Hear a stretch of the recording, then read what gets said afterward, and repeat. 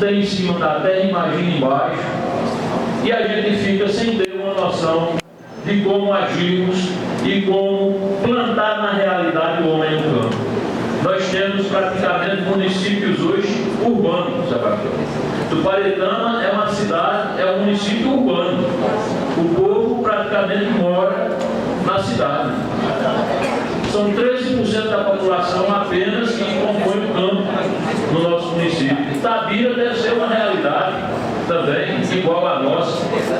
E, com exceção do vereador Tanta ali, que é o único que mora no sítio, a gente procura e sabe dos problemas pontuais. Mas o que o governo realmente tem a ofertar a nós, como disse Sebastião, que vivemos em uma região que precisa de tudo. E o mais específico e mais necessário, água. É isso que nós precisamos para sobreviver. Se iniciam os projetos, como disse há pouco, tem um meio, por vezes tem, mas nunca tem fim. O projeto ele não segue a sua originalidade, porque entra governo, sai governo, mudam-se os planos, mudam-se os conceitos da sobrevivência do homem no campo como semiárido, e nunca se tem uma realidade e um projeto efetivo que faça com que a população possa realmente voltar a viver no campo. E não é pensar que não existe pobreza no campo, não. Existe, sim, é uma realidade. E nós, vereadores, sabemos que existe.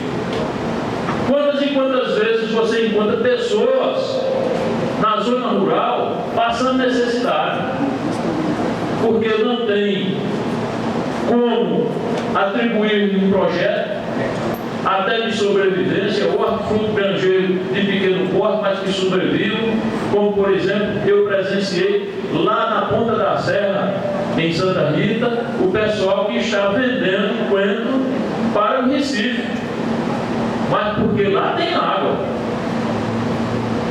e assim sobrevive. O proprietário da terra já tem uma motinha que comprou, vocês têm documento, a moto tem CNH, mas comprou. Então é preciso, doutor Reginaldo, e Vossa Excelência, com a experiência que tem, como secretário executivo da Comissão de Enfrentamento de Estiagem, porque não é de hoje, se nós formos olhar desde a época de Antônio Conselheiro, que é da Revolução de Canudos, que ali, aquela revolução já foi pela seca, pela falta d'água.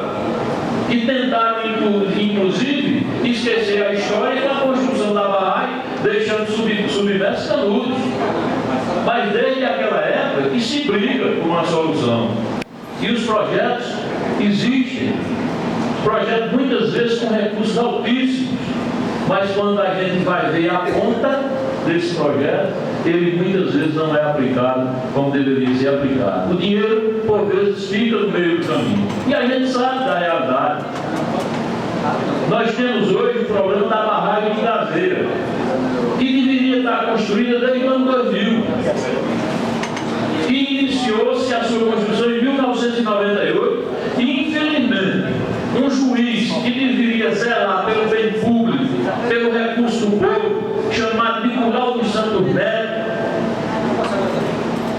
junto com o senador Luiz Estevam, que era dono da construtora Icau, desviou 160 milhões de reais do TRT de São Paulo e veio responder aqui em Gazeira, Itabira. Porque era a mesma empresa que estava construindo o TRT lá de São Paulo, é a mesma empresa que construía a barragem em Gazeira. Estamos nós hoje, desde 1941, aguardando que se construa a barragem de Gazeira. No dia, e eu dei graças a Deus que nós estávamos em Serra Talhada, quando a presidenta Dilma disse que ia assinar a ordem de serviço para a construção da barragem de Gazeira, e olha como o destino é cruel às vezes, mas também nos deixa ser felizes. Na mesma hora, a Polícia Federal caçava, a Justiça Federal caçava o direito à prisão domiciliar que Lalau vivia há 13 anos. Numa mansão no Gurubi. Quer dizer, nós aqui sofrendo as consequências com a falta d'água. sem ter sequer condições, muitas vezes, de dar um banho no menino, porque não tem água. Mas a culpa não é nossa. O problema existe. O governo sabe há muitos e muitos anos, mas não faz nada para que possa manter o homem no campo. E a gente a cada dia sofre mais. Sofre mais. Para não me prolongar, doutor Reginaldo, posteriormente a gente vai franquear a palavra quando o senhor apresentar os problemas, para que os vereadores possam demandar as suas perguntas.